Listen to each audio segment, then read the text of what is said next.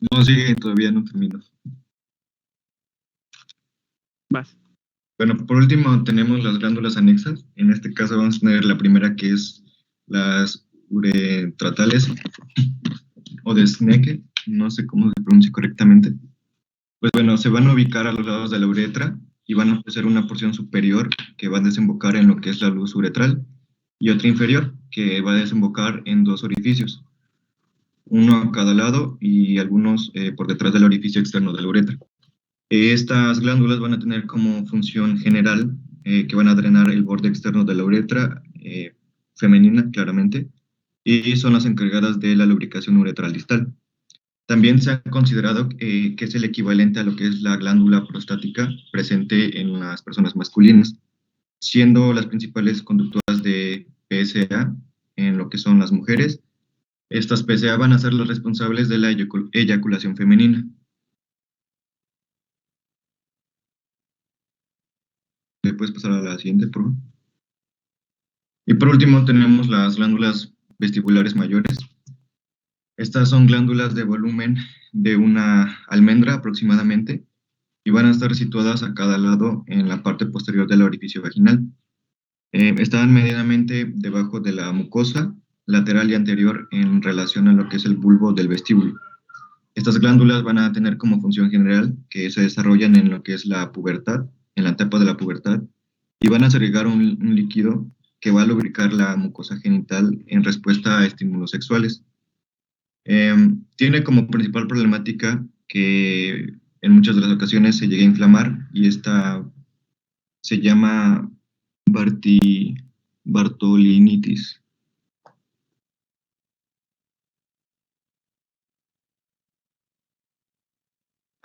Finalmente llegamos a la vascularización y la inervación.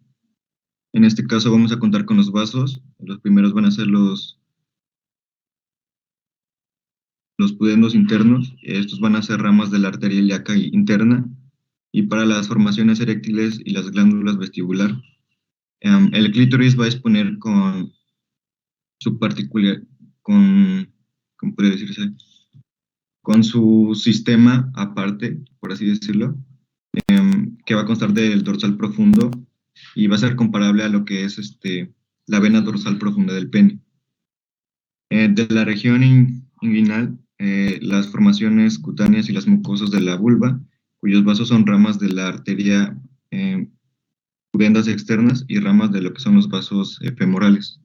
En cuanto al drenaje linfático, van a estar o van a constar de lo que son los nodos inguinales. La inervación vamos a tener de tres tipos. El primero vamos a tener el nervio pudendo, que va a ser rama del plexo sacro en los segmentos medulares de S2 a S4. La inervación sensitiva del tercio anterior de los labios mayores, va a depender del nervio ilioinguinal, y los nervios vasomotores van a acompañar a las arterias que irrigan las formaciones eréctiles, en este caso del clítoris.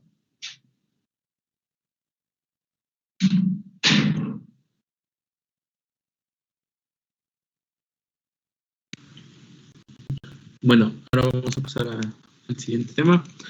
Vamos a hablar de lo que es el periné y el diafragma pelviano. Primeramente empezaremos por el periné.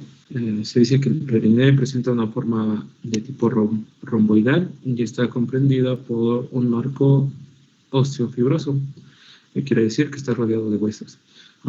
Está constituido adelante por la sífisis del pubis, lateralmente por las ramas isquiopubianas y las tuberosidades isquiáticas. Y por la parte de atrás, o dorsal, está por el sacro, el coxis y los ligamentos sacrotuberosos y sacroespinosos. Las divisiones que puede tener el periné son una línea transversal que une dos tuberosidades isquiáticas, que se puede llamar línea biisquiática, el cual divide el periné en un rombo. Bueno, como ya habíamos mencionado que era un rombo, lo divide en dos triángulos, ¿no? El triángulo posterior, que corresponde a la región anal, o que también se puede llamar como periné posterior, que está más centrado en las porciones del ano. También un triángulo anterior, que corresponde a la región urogenital y que se puede llamar como perineo anterior. Y esto puede variar en el sexo masculino y en el sexo femenino, pero esta vez nos centraremos en el sexo femenino. El diafragma pélvico. Este está constituido por la fascia superior del diafragma pélvico, los músculos elevador del ano y el coccígeo. Y estos músculos son cubiertos por la fascia en su parte superior. También la fascia inferior del diafragma pélvico que los cubre por debajo. Entonces son, digamos que es una conformación de tipo sándwich, en donde por arriba los cubre la fascia superior y por abajo la fascia inferior a estos músculos que se mencionaron. La que sigue. Los músculos del diafragma pélvico son los siguientes, que es el músculo elevador del ano, el músculo puborectal, el músculo iliococcígeo y el músculo isquiococcígeo. En la imagen se puede ver más o menos la representación de cómo están y específicamente en dónde se encuentran. Y la que sigue.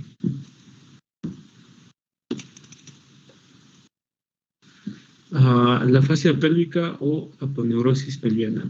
Este es un conjunto de hojas fibrosas que cubren las paredes de la pelvis menor.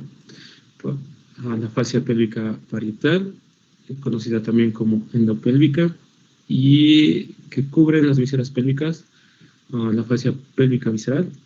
Y también se dice que es un medio eficaz de contención y de sostén de las vísceras pelvianas. Como pues, hemos visto anteriormente, la parte de abajo del abdomen no tiene tal cual una estructura que evite que las vísceras puedan caer. Entonces, esta fascia es lo que sería como una pared para que en la manera inferior no se decaigan o se mantengan las estructuras que ya hemos visto en las anteriores clases. Bueno, hablando un poco en cuanto a la irrigación específicamente del perineo, está hecho por unas ramas colaterales perineales de la arteria pudenda, que sería la interna, y también de la rama de la arteria ilíaca interna. Habiéndolas como de la manera de atrás hacia adelante, serían las siguientes arterias las más importantes y las zonas que irrigan. Por ejemplo, la rectal inferior, que atraviesa la fosa isquioanal y vasculariza el esfínter anal. La perineal superficial se encarga de irrigar los músculos de la región urogenital, y la perineal profunda con sus ramas vulvares y cavernosas para los órganos eréctiles y sus músculos. Y también la uretral, que por su nombre pues irriga la zona de la uretra. La que sí. En cuanto al drenaje venoso, no menciona las lecturas como algún tipo de venas importantes o de gran tamaño que ayudan a este drenaje, pero se dice que las venas pudendas internas tienen su origen en las venas dorsales profundas del clítoris, y estas reciben de adelante hacia atrás a las venas satélites de las arterias que se describieron precedentes. Así se hace una red junto a las arenosas que ya mencioné anteriormente, para que se pueda dar el drenaje venoso de la zona del perineo y el diafragma pélvico. La que sigue.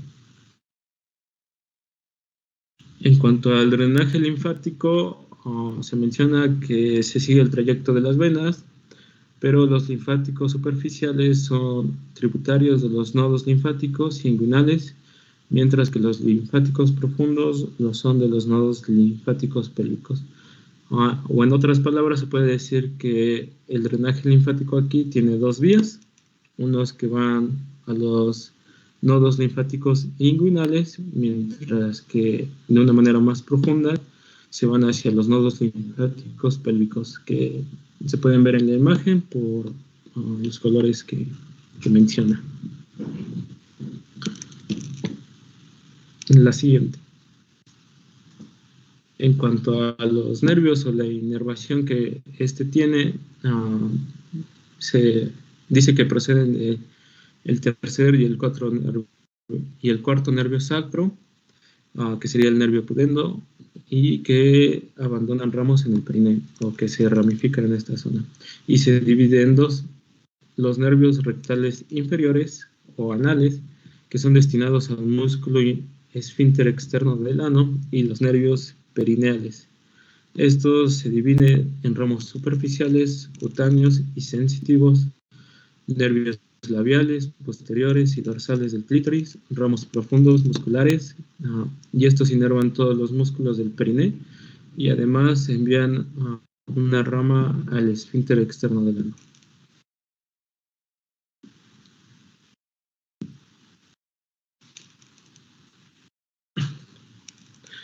Como otro tema vamos a hablar en cuanto a la mama.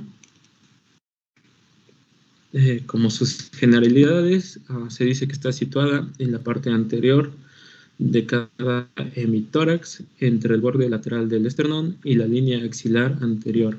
Las mamas desarrolladas se extienden en un término medio de la tercera a la séptima costilla. También la forma media es de una semisfera terminada en vértice por una saliente. La papila, o lo que conocemos como el pezón. En posición de pie, la mama es más saliente hacia la base que hacia la parte superior, y su límite inferior forma con la pared torácica subyacente un surco, el surco submamario, que la separa de la región inframamaria. El siguiente. Las dimensiones que pueden tener las mamas son de un tipo variable y no guardan relación con la talla general de la persona, en este caso de las mujeres. La mama mide en término medio, hablando de la adultez, de 10 a 11 centímetros de altura, de 12 a 13 centímetros de ancho y de 5 a 6 centímetros de espesor. Pero también existen múltiples variaciones, como la hipertrofia, que ocurre durante la menstruación. Y esto puede ser variado de acuerdo a cada persona. La que sigue. En cuanto a la estructura específicamente externa de la mama, cuenta con 3 partes. El primero, que es el revestimiento cutáneo, lo cual es la mayor parte de la mama. Está cubierta por una piel fina y móvil que se continúa en la periferia con la piel del tórax. Por el contrario, su vértice está constituido por una zona redondeada y pigmentada, la aerolia, en el centro del cual se encuentra la papila mamaria o el pezón. Y hablando en cuanto a la aerolia mamaria, es una zona cutánea regularmente circular de 15 a 25 milímetros de diámetro. Su coloración varía de acuerdo con la cantidad de pigmento cutáneo y puede adquirir un color amarronado, especialmente marcado en el embarazo por cuestiones de las acciones hormonales. En cuanto a la papila mamaria, pezón, o también conocido como mamelón, la papila mamaria se halla en el centro de la aerolia, cilíndrica o cónica, más o menos saliente, y mide como término medio de 10 a 12 milímetros.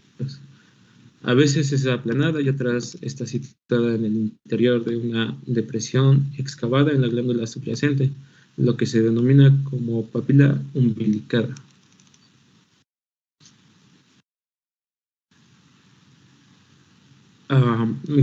Hablando en cuanto a su estructura más interna, está la tela subcutánea o el tejido subcutáneo.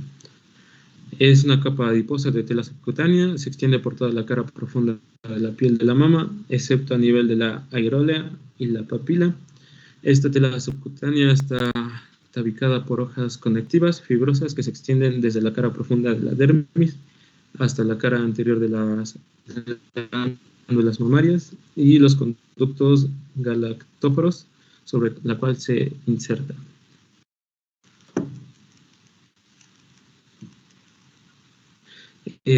Hablando en cuanto a la glándula mamaria, que también es parte de la estructura interna, se presenta como una masa casi oval, con un eje mayor transversal, su espesor es máximo en el centro y decrece hacia la periferia.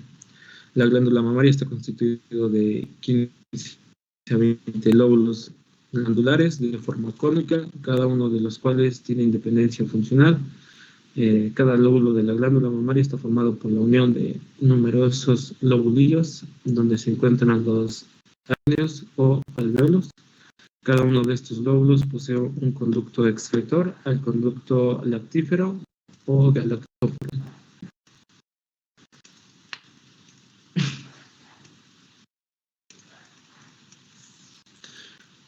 La capa adiposa retromamaria. En su cara posterior de la glándula existe una capa de tejido adiposo, mucho más delgada que la capa premamaria. Detrás de la capa retromamaria se encuentra la capa membranosa de la tela subcutánea. Esta capa membranosa está separada de la fascia del músculo pectoral mayor por tejido adiposo, más o menos laxo, o delgado, por decirlo así. Y esto desempeña la función de plano de deslizamiento. Perdón. En cuanto a su irrigación, las arterias fueron estudiadas por Piet, un doctor, y luego por otro colega de él, que se llama Salmon, entre otras personas. Pero todos llegaron a que proceden de 3 fuentes o de 3 arterias que irrigan esta zona.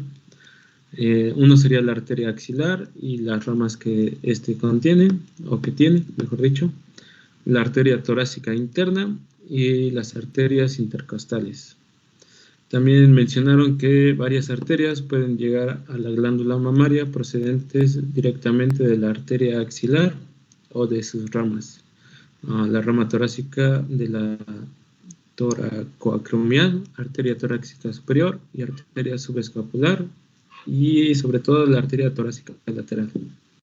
Pero esto es algo que no está al 100% verídico, pero podría llegar a suceder.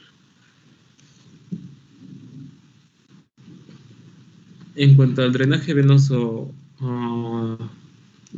se menciona en la lectura que la mayoría de las vénulas originadas de esta red capilar siguen en la glándula un trayecto comparable al de las arterias y llegan así a la superficie de la glándula para formar una red subcutánea, de la cual emergen venas que se dirigen hacia la vena axilar o hacia la vena torácica interna. Al igual que en el perineo o en el diafragma pélvico, no hay tal cual algún nombre importante, pero se menciona que también siguen los trayectos de las arterias y se hace como una red de venas que ayuda al drenaje venoso de esta zona, y pues pueden llegar, como se mencionó, a la vena axilar o hacia la vena torácica interna, y serían como las venas más importantes, pero no están como cerca de la estructura. En cuanto al drenaje linfático, se podría decir que tiene un doble drenaje, que son los cutáneos y los glandulares. Los conductos que drenan la linfa de la piel convergen hacia la cara profunda de la piel, de la aerolia, formando el plexo superaerolear, y también los vasos linfáticos glandulares se originan en la periferia de cada lóbulo que mencionamos antes, y tienen una dirección perpendicular a la masa general de la glándula. Esto quiere decir que desde la papila hacia la cara profunda o a la inversa. Creo que sería todo. No. En cuanto a los nervios, se provienen de los ramos supraclaviculares del plexo cervical y los ramos perforantes de la segunda a la sexta nervio intercostal. Y estos nervios aportan a las glándulas expelientes sensitivos, pero también vasomotores y secretorios.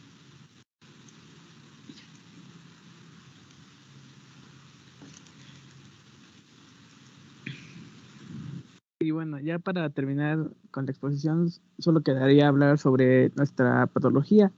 Y en este caso nos tocó sobre el tema de hermafroditismo. Bueno, ¿qué es esto? Bueno, es un grupo de afecciones en las cuales hay una discrepancia entre los genitales internos y externos, cuáles serían tanto los ovarios como los testículos. Pero algo importante recalcar es que el término hermafroditismo ya no es muy utilizado hoy en día. Eh, Aunque todavía se incluyen en los artículos, como referencia han sido reemplazados por parte de la mayoría de los expertos, pacientes y familias. Este grupo de afecciones cada vez más se está llamando trastorno del desarrollo sexual, DSDS por sus siglas en inglés. Bien, ¿cuáles son las 4 causas del hermafroditismo o intersexualidad, como gusten llamarlo? Sería intersexualidad 46XX, ¿qué quiere decir? Pues bien, la persona tiene los cromosomas de una mujer, los ovarios de una mujer, pero tiene los genitales externos con apariencia masculina. Esto con frecuencia es el resultado de un feto femenino que ha estado expuesto a hormonas masculinas en exceso antes del nacimiento. Tenemos la intersexualidad 46XY. ¿Cuál es la característica de esta? Pues la persona tiene los cromosomas de un hombre, pero tiene los genitales externos que no se han formado completamente. Son ambiguos, o sea, pueden ser como de una mujer o un hombre, o claramente femeninos. Internamente los testículos pueden ser normales, estar malformados o ausentes. Por último, tenemos la intersexualidad gonadal o verdadera. La persona debe tener tanto tejido ovárico como testicular. Esto podría ser en la misma gonada, o la persona podría tener un ovario y un testículo. Pueden tener cromosomas XX, cromosomas XY o hasta ambos. Los genitales externos pueden ser ambiguos o pueden tener apariencia masculina o femenina. Esas afecciones solían llamarse hermafroditismo verdadero antes. Tenemos la intersexualidad compleja o indeterminada. Esta se da por la combinación de cromosomas distintos a las combinaciones simples. Como le hemos dicho, que es la 46XX o 46XY.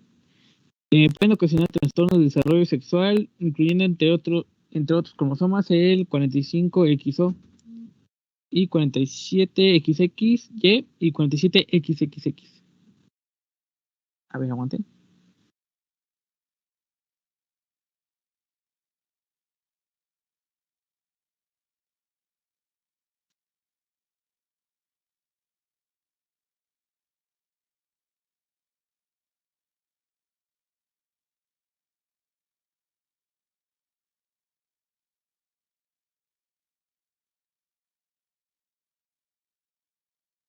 Bueno, ya para terminar rápido, ¿cuáles son los síntomas que tiene este?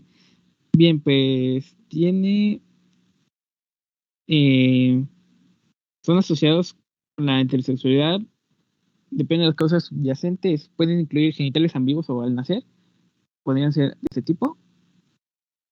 Esto sería una clitoromegalia, que es un agrandamiento del clítoris. También puede ser un micropene, fusión parcial de los labios, testículos aparentemente no descendidos. Normalmente estos pueden resultar en ovarios, y eso se da solo en niños varones. Masas labiales o inguinales que pueden resultar en ser testículos en las niñas. Genitales de apariencia por lo demás inusual al nacer, anomalías electrolíticas, ausencia o retraso de la pubertad, cambios inesperados en la pubertad.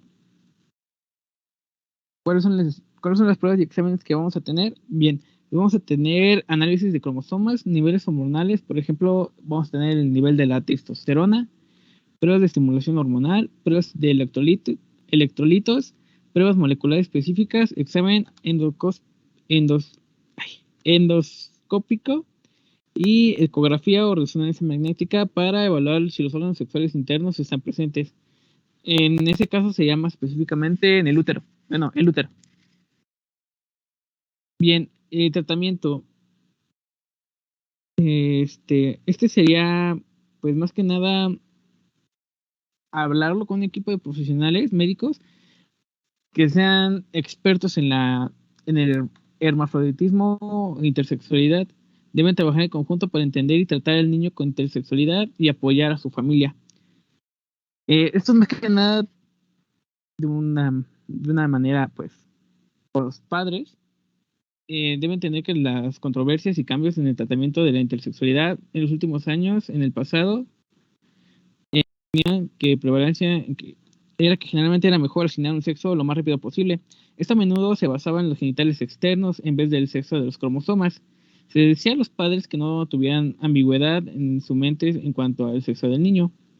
A menudo se le recomendaba una cirugía rápida en la cual se extirpaba el tejido testicular u ovárico del otro sexo. En general, se considera más fácil reconstruir los genitales femeninos que los genitales masculinos. De tal manera que si la elección correcta no era clara, el niño a menudo se designaba el sexo femenino. Ya últimamente, en los últimos años, la opinión de muchos expertos ha cambiado. Un mayor respeto por la complejidad del funcionamiento sexual femenino los ha llevado a concluir que los genitales femeninos insuficientes pueden no ser intrínsecamente mejores que los genitales masculinos insuficientes, incluso si la reconstrucción es más fácil. Además, otros factores que pueden llegar a ser más importantes es la satisfacción de sexo que los genitales externos funcionales. Los factores cromosómicos, neuronales, hormonales, psicológicos y conductuales pueden todos influir en la identidad sexual del niño. Y bueno, aquí tenemos grupos de apoyo para las personas que tienden a tener hermafroditismo o intersexualidad. Y muchas gracias.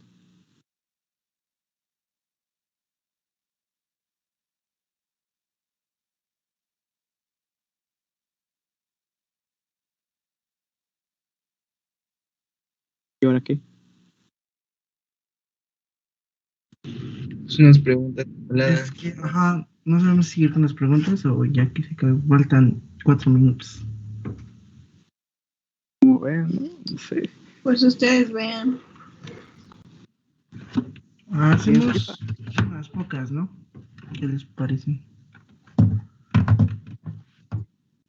Mándame audio, por favor.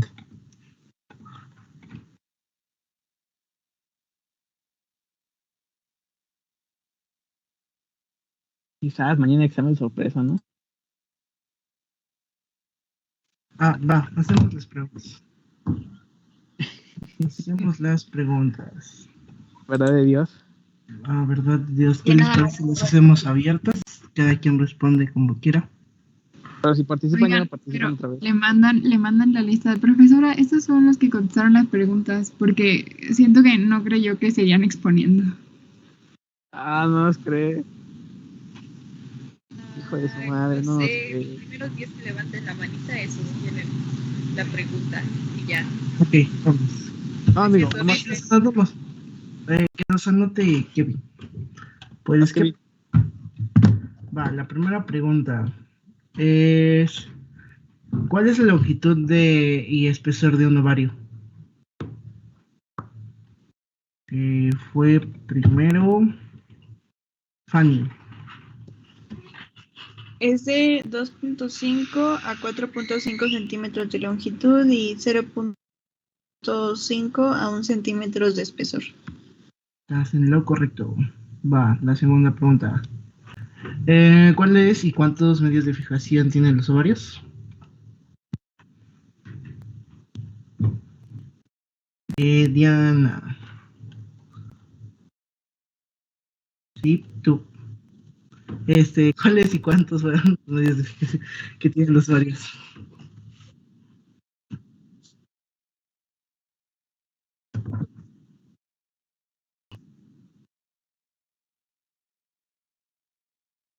Sí. Eso me lo es. La siguiente pregunta, estén listos. ¿Qué se encuentra entre el infundíbulo y el istmo de la trompa de Falopio?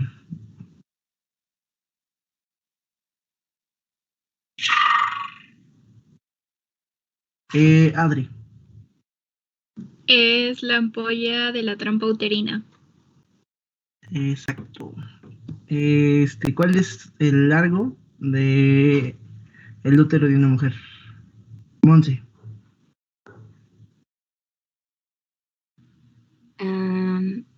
es de 8 centímetros. Va, correcto. La siguiente pregunta, bajen las manos. Va, ok. ¿Cuál es la ubicación del útero? Belén. ¿Cómo dijiste? ¿Cuál es la ubicación del útero? La ubicación del útero. Está ubicado en la pelvis femenina en disposición dorsocraneal sobre la vejiga. Bueno, hasta aquí yo creo que les hacemos las preguntas porque ya son las 4, ¿va? Digo las 4. Sí, las 4. Y ya, mi amigo, güey. Ahí ya vayan nada más.